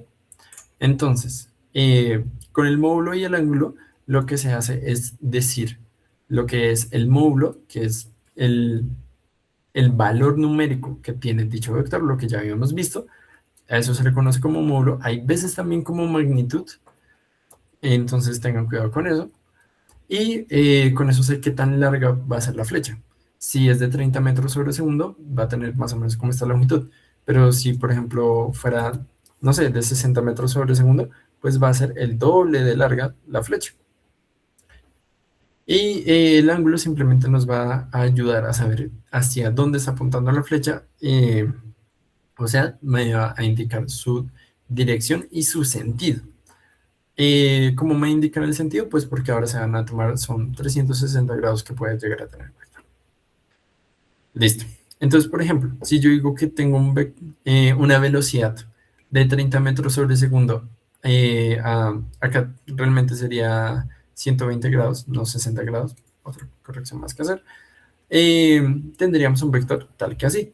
Esa velocidad de 30 metros sobre segundo con un ángulo de 120 grados. El ángulo del vector siempre va a requerir de un punto desde donde medirlo hasta el vector. Por lo general es el eje horizontal, pero no siempre es así. De hecho, cuando veamos dinámica y estática, van a ver el mejor ejemplo de que no siempre es así. Vector XY, o sea, componente horizontal X y vertical Y. Esta es la forma más práctica de escribirlo, pues suele ser la forma matemáticamente más fácil de usarlo. ¿De qué trata esto? Se trata de que normalmente los vectores quedan pues inclinados y esto me permite hacer como una proyección del mismo vector en el eje vertical, o sea en Y una proyección del mismo vector en el eje horizontal, o sea en X. Y con esto voy a tener lo que conocen normalmente como sus valores en X y sus valores en Y. Entonces, por ejemplo, el mismo vector que teníamos acá atrás, ahora lo voy a escribir como X y Y. Entonces lo voy a escribir como menos 15 en X, o sea que tendrá una velocidad negativa de 15 metros sobre segundo en X, y va a tener una velocidad positiva de 25,98 metros sobre segundo en Y. O sea, va a apuntar hacia arriba con un módulo, bueno, con una cantidad de 25,98 metros sobre segundo. También pueden llegarlo a encontrar así de esta manera, en donde se le pone una I más el otro valor con una J. Cuando lo vean así de esta manera, simplemente lo que hay a la izquierda de la I va a ser su valor en X, y lo que hay a la izquierda de la J hasta el más va a ser su valor en Y. Eso es muy útil realmente, esa forma IJ, pero cuando uno ya está más avanzado en física, por ejemplo en electricidad y magnetismo, pero ahorita si acaso solo acuérdense de eso, lo que está con la I es lo de X y lo que está con la J es lo de Y. Entonces tenemos esas dos formas de describir un vector, con su módulo y con su ángulo, o con sus valores en X y Y. Pero hay una forma de hacer una conversión entre estos dos, entre módulo, ángulo y X, Y.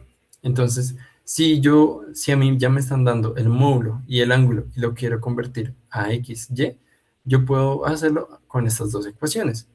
que x va a ser igual a r, que es el módulo, por el coseno del ángulo.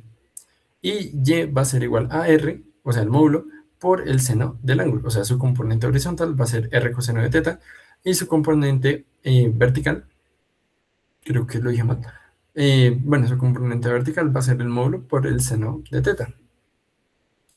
¿Qué quiere decir esto? De que va a ser muy importante que se acuerden de los valores de coseno y seno. De hecho, he visto ejercicios de física en donde les piden acordarse de cómo sacar el valor de coseno y seno con los ángulos de un triángulo que es muy conocido, que es uno que tiene catetos 3, 4 y una hipotenusa de 5. Pues este es un triángulo rectángulo. En fin, eso seguramente lo van a ver bastante bien en matemáticas.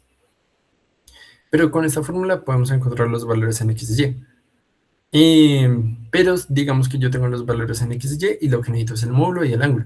En ese caso puedo usar estas dos fórmulas, en donde el módulo va a ser la raíz del valor de la componente en x al cuadrado más el valor de la componente en y al cuadrado. Lo único malo es que esto me va a quedar en valor absoluto, entonces solo me va a dar la cantidad en valor absoluto, no me va a decir nada de la dirección hacia donde va a estar apuntando el vector.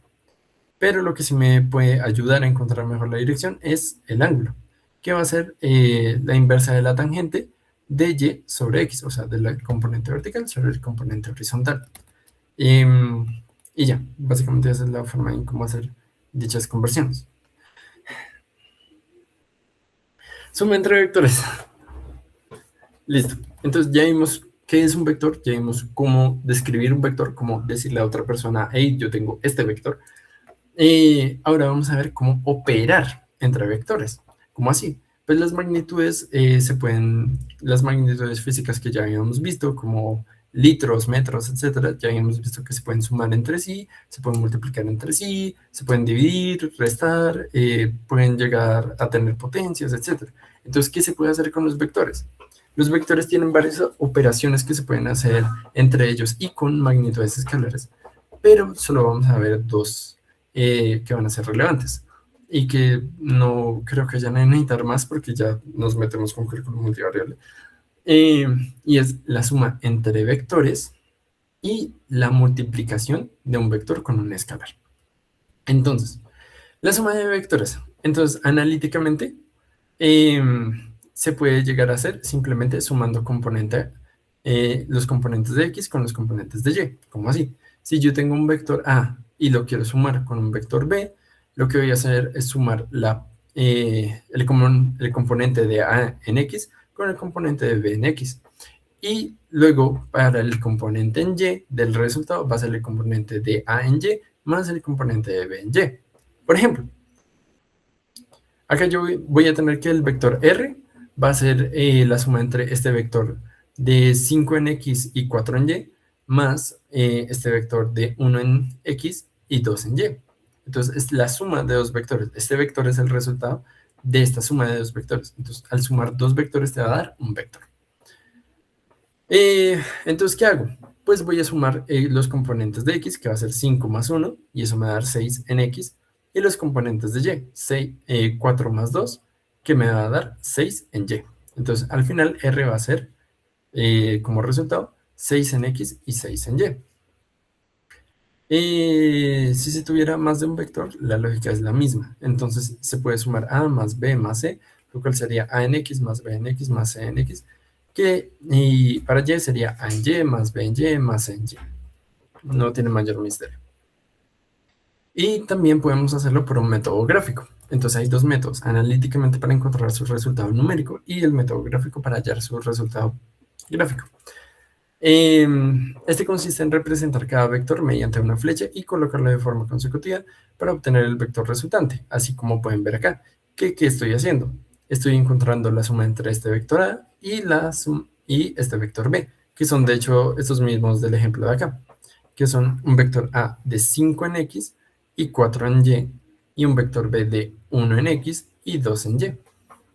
Entonces, ¿cómo hago esto? Uso el método de cabeza-colita, que simplemente tomo la punta del vector, que va a ser la cabeza, eh, del vector anterior y en esta voy a ubicar el origen o la colita del siguiente vector. Entonces acá tomo A y en su cabecita voy a poner AB.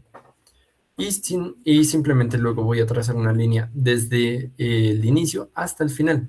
Esta flechita que me va a quedar acá es la suma entre A y B gráficamente. Y de hecho, si se dan cuenta, también tiene una longitud de 6 horizontalmente y una altura de 6 verticalmente. Igual que como había quedado analíticamente. Entonces, se pueden usar esos dos métodos. En general, en los ejercicios les va a tocar usar uno u el otro.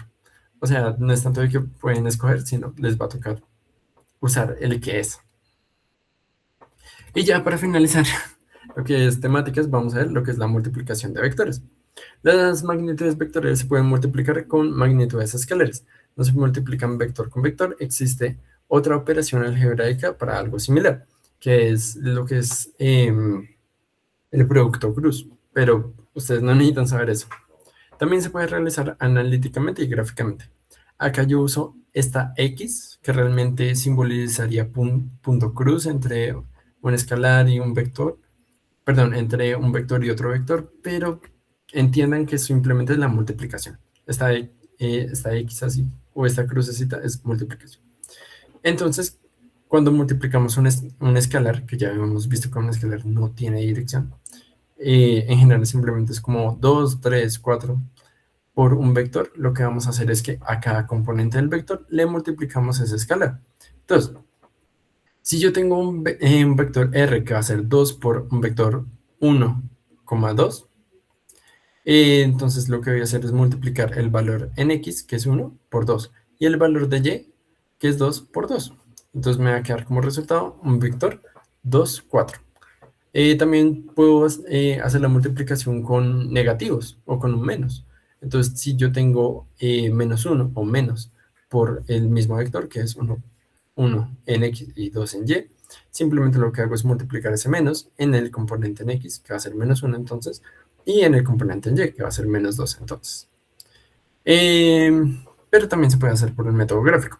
Este consiste en alinear una A cantidad de veces, que es a lo que se está multiplicando, de vectores, y este sería el resultado de la multiplicación. Entonces, si tenemos 2b, alinearía dos vectores b, uno seguido del otro, y esto me va a dar el vector resultante de 2b, o 2 por b.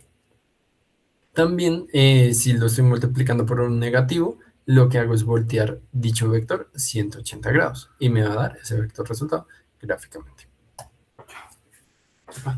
Cris, yo ahí voy a hacer una intervención, me disculpan los muchachos, y es esta ¿puedes devolver la anterior diapo, por favor? Muchachos, esta que estamos viendo acá es un poco diferente a la que vimos en mates ya al final, ¿no? Recordemos que a pesar de que el producto cruz también funciona entre conjuntos, en física funciona de una manera diferente, y es que también ustedes pueden modificar un número por una coordenada, y al multiplicarlo pues les genera como la coordenada amplificada, ¿sí? Es eso básicamente lo que explica Chris, que es la multiplicación de vectores. Entonces, para que no vaya a confundir los conceptos, ya que a pesar de que se usa la misma notación en física, es un poco diferente al producto, pues digamos, cartesiano entre dos conjuntos, ¿listo? Que fue lo que vimos al final. Sí.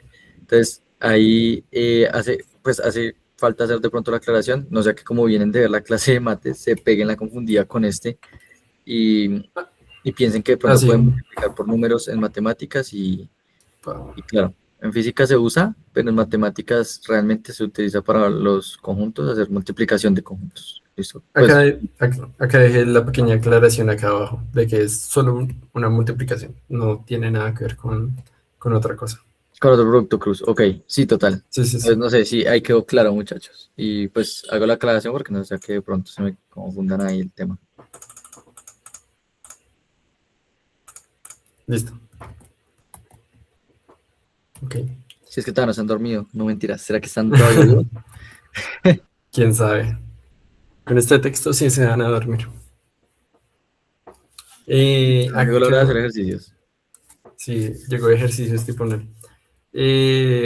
Acá rápidamente, Daniel, si está bien que ponga el texto acá así. Es que es de la prueba 2024 y viene con este texto antes y no me cabía con los ejercicios. Sí, así está perfecto. No, pues no sé. No Es veo que como.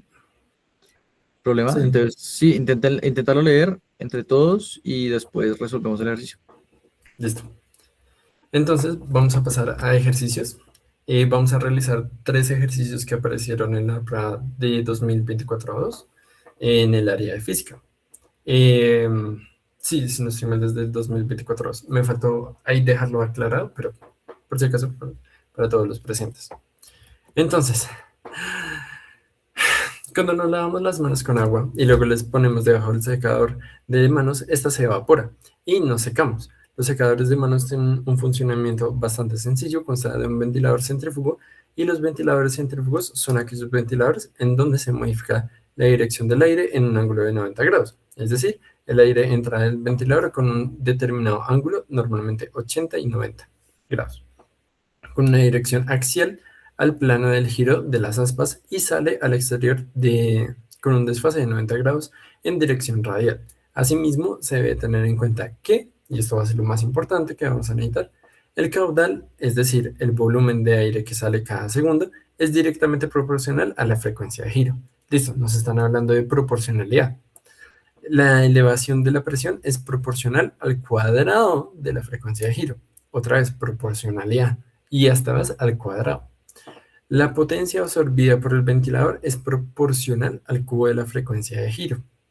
Listo, entonces vamos a tener en cuenta esas 3 proporcionalidades para los siguientes ejercicios. Además, pues en resistencia eléctrica, esta resistencia está formada por un hilo de aleación de níquel, cromo, enrollado en forma de una espiral. Cuando se conecta a la corriente eléctrica, se calienta y genera calor.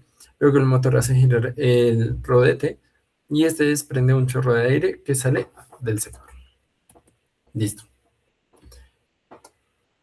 Entonces, primera pregunta.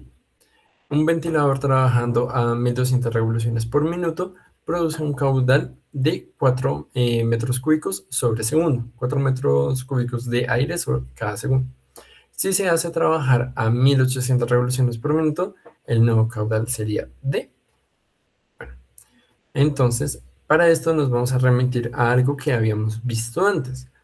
Revoluciones por minuto se refiere a una frecuencia. Puede que no lo hayamos visto aún, pero muchas veces ustedes habrán visto revoluciones por minuto, algo que gira, es la frecuencia de giro. Y el caudal, como había dicho el ejercicio, es el volumen que sale cada segundo o cada unidad de tiempo. Listo, entonces vamos a revisar. Acá nos dice que el caudal, que es lo que nos estábamos mirando, es directamente proporcional a la frecuencia de giro. Listo. Entonces vamos a ver. Acá tenemos caudal y frecuencia de giro. Entonces ya sé que... Chris, Dime. estaba pensando en darles un tiempito para que ellos intenten resolver la pregunta. Luego lo explicamos. Ah, bueno. No sé si todos están de acuerdo y si quieren intentar resolverla. Ah, y pusiste ya la encuesta. Sí, yo les mandé la encuesta ya. Entonces, intenten resolver la pregunta. Si necesitan el texto, pues puede volver. No sé si, es que sí, va a tocar ver la posibilidad de colocar el texto encimita para las próximas, Tengo, pero bueno, pues tengo una idea. ya se te ocurrió. Como poner pantalla dividida entre el texto y la pregunta. Ah, bueno, también se podría intentar duplicar la pantalla. Dale.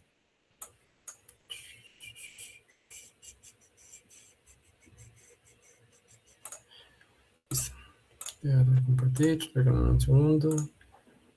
Más bien como pues, la pantalla completa, compartir. Y ahí pueden ver acá y acá. Y vamos a pasar rápidamente al ejercicio. Y acá. Más bien acá en este. Creo que se te trabó la pantalla, no sé si soy el único que lo ve así. Sí, yo no sé qué está pasando, pero me pasó al inicio de la clase. Cuando comparto la ventana completa, no funciona. Que tenemos que revisar qué está pasando, pero bueno, por ahora no, manténlo entonces como estábamos, si quieres. O Listo. déjame ya. Si acaso, tómenle rápidamente pantallazo al texto del ejercicio y manténganlo con ustedes.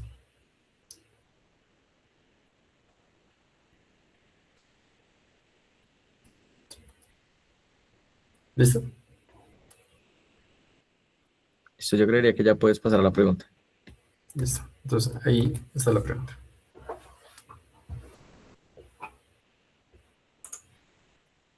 Yo creo que unos 2 minuticos da justo. No hay Ujú. 52.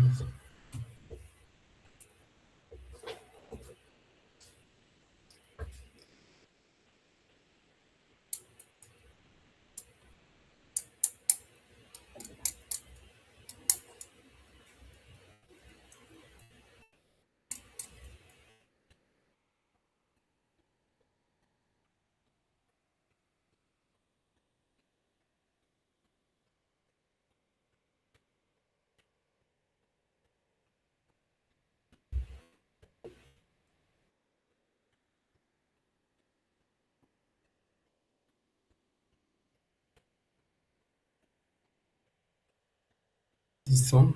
Ya varios han votado.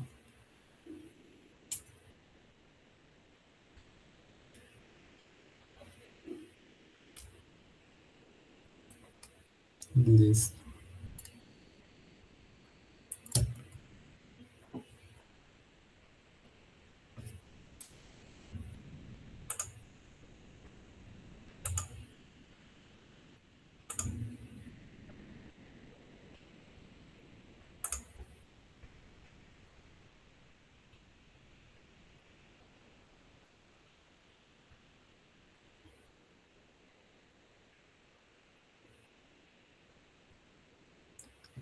Listo. Entonces ya han pasado más o menos 2 minutos. Entonces, Sí, si quieres, intento ya resolverla. Miramos la listo. encuesta que dijeron los muchachos. A ver, a ver. Listo, todos votaron por Bien. la A. Ok, todos están segurísimos con la A. Listo, listo. Sí, eso veo. Entonces, veamos cómo se Luego, resuelve. listo. Entonces, como la frecuencia y el caudal son directamente proporcionales, puedo decir que la frecuencia 1 sobre el caudal 1 va a ser igual a la frecuencia 2 sobre el caudal 2. ¿Cuál es la frecuencia 1 y el caudal 1 y la frecuencia 2 y caudal 2? Pues reviso. Me dicen que 1200 revoluciones por minuto produce, o sea, está relacionado con un caudal de 4 metros cúbicos sobre segundo. Entonces, esta va a ser mi caudal, perdón, mi frecuencia 1. ¿Listo? Entonces, esta va a ser mi frecuencia 1 y esta va a ser mi caudal 1. Y ahora me van a preguntar qué pasa si tengo una frecuencia 2 de 1800 revoluciones por minuto, por lo que necesito despejar el caudal 2. Entonces, el caudal 2 simplemente sería equivalente entonces al caudal 1 por lo que sería la frecuencia 2 sobre la frecuencia 1, lo cual al final simplemente termina siendo caudal era 4 metros cúbicos sobre segundo, por lo que sería la frecuencia 2 de 1800 revoluciones por minuto sobre lo que sería 1200 revoluciones por minuto. Bueno, acá me cambio un poquito apiñoscado, pero lo voy a pasar acá. Entonces, simplemente opero. Eso me quedaría como 18 sobre 12, lo que sería 9 sobre 6, lo cual sería simplemente 3 sobre 2. Entonces me queda simplemente como 4 por 3 sobre 2, lo cual dividido 2 va a ser 2 por 3, lo cual me va a dar 6. Entonces va a ser 6 metros cúbicos sobre segundo, por lo que efectivamente la respuesta correcta es la A. Listo. Siguiente pregunta. Entonces, otra vez la encuesta rápidamente. Muy bien hecho todos. La verdad la sacaron excelentemente. Entonces, A, B, C, D, E. ¿Cuál es? Dice que-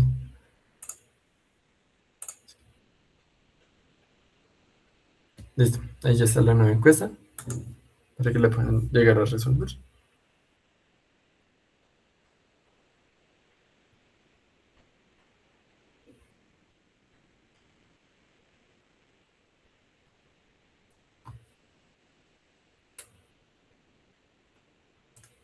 ¿Pueden devolver el texto del ejercicio, por favor? Me devuelvo rápidamente y avísame para regresar al ejercicio. Listo.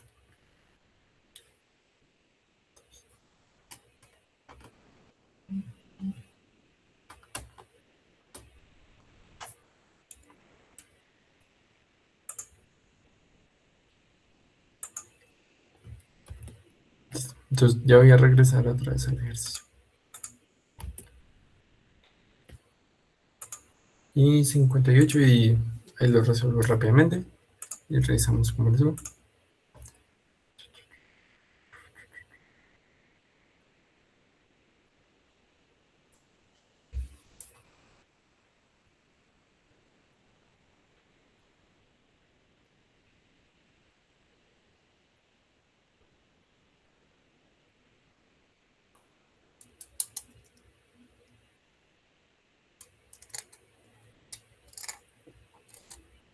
Ujú.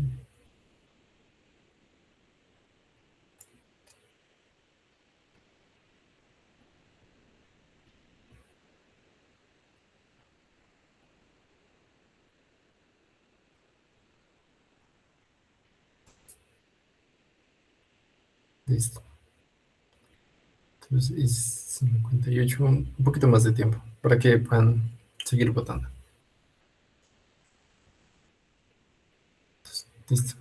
5 votos, el anterior tuvo 5 votos, entonces voy a proceder a resolver el ejercicio. En la encuesta, la mayoría votó por la A. Sin embargo, hubo una persona que votó por la D, ahora hubo una persona que votó por la B también. Entonces, está algo dividido. Entonces, vamos a revisar cuál es la respuesta correcta. Listo. Entonces, rápidamente el lapicito. Entonces, algo que es importante tener en cuenta es que acá nos están dando revoluciones por minuto, que sabemos que es una frecuencia, y también nos están dando 3 atmósferas, que eso es una presión. Entonces, presión.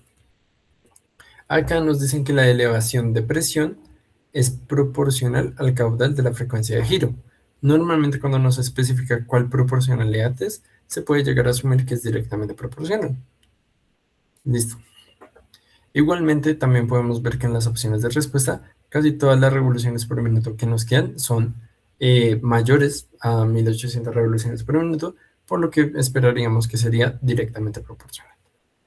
Listo. Entonces, ¿qué me dan? Frecuencia 1, 1800 revoluciones por minuto, 3 atmósferas va a ser nuestra presión 1 y 2 atmósferas va a ser nuestra presión 2. Ojo, acá en el texto nos dicen que la elevación de la presión es proporcional al cuadrado de la frecuencia de giro. Entonces, lo que tengo es que la presión es directamente proporcional a la frecuencia al cuadrado de giro. ¿Qué va a significar esto? Va a significar que entonces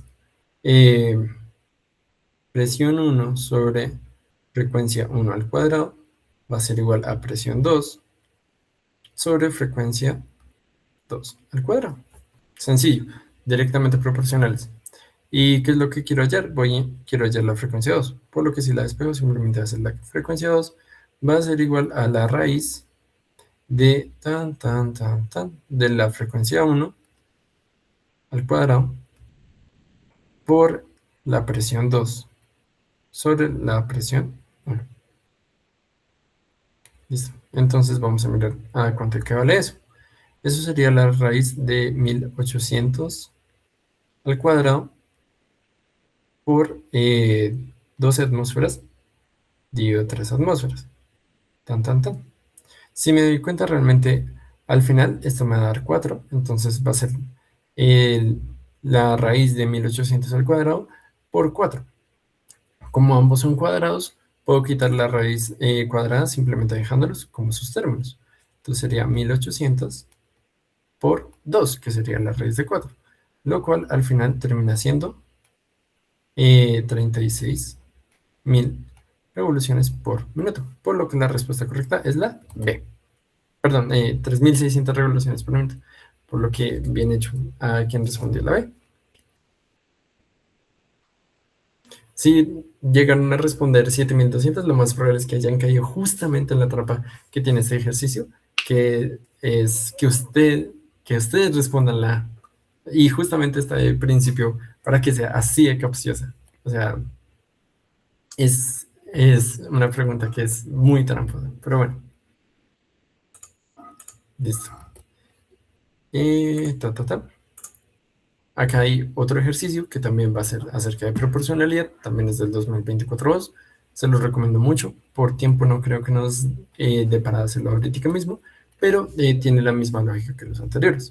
Entonces, más bien les propongo hacer esta, que creo que va a ser útil para otro ejercicio que vamos a ver posteriormente en una de las clases. Entonces, si quieren, les doy 3 minuticos, una encuesta, y luego lo resolvemos rápidamente para poder finalizar la clase. Al igual que en la clase de mates, nos dio tiempo para el quiz.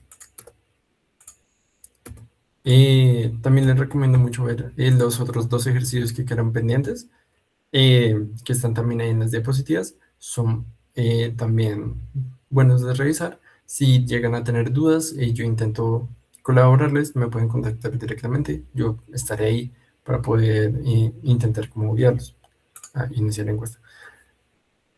Listo.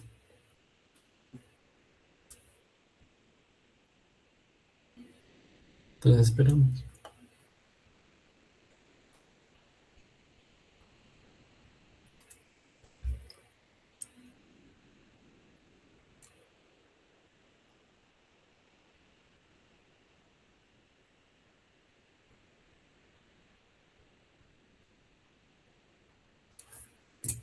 De hecho.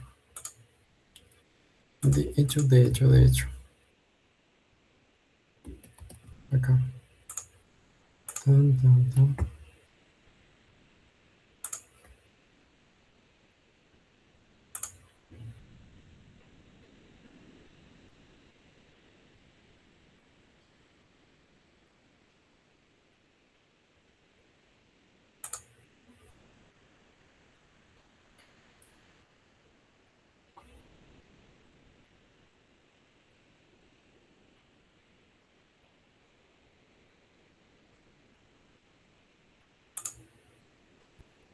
Bueno, muchachos, espero no asustarlos. Espero que, yo creo que ya vamos llegando al final de la clase. Creo que no alcanzamos aquí a hacer quizzes. Nos va a tocar como reunirnos y encontrar de pronto una forma de pronto de poderles como ver cómo podemos llegar a hacer las actividades que teníamos pensadas. Por el momento, pues les estoy dejando el quizzes en el Classroom, ¿listo? Para los que quieran hacer el quizzes, sabemos que lo ideal es hacerlo en grupo. Es genial hacer o trabajar en grupo, pero en el Classroom les queda el quizzes para que ustedes puedan aprovechar ese material. Si alguno se quiere medir, puede ir a hacer el quizzes, colocarse tiempos y intentar ayudar a traer mucho material.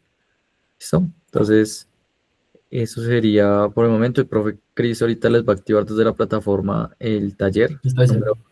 para que lo tengan activo en la plataforma también. Y bueno, creo que serían como anuncios generales respecto a la materia. Por lo que estamos como iniciando, mientras se acostumbran a la metodología, les hacemos como el recorderis.